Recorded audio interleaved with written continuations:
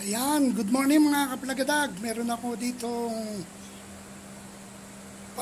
ito sa akin, ito kay Ann. Binabad na po yan sa water ng matagal. Tapos, hintayin natin magkabuhok sila. Wala pa silang mga pangalan. Mamaya, bibigyan namin sila ng pangalan. Okay? Yan ang update ngayon sa aking bagong alaga. Oh. Ganda, di ba? Tingnan natin kung anong mangyayari. Ayos. May bagong alaga na naman tayo. I-update ko kayo kung ano nangyayari dito.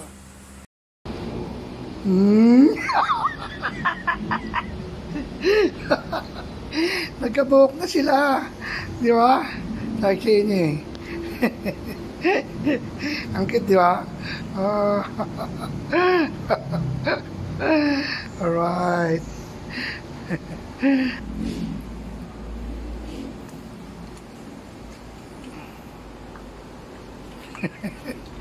Para mabubuhay yung mga buhok nila.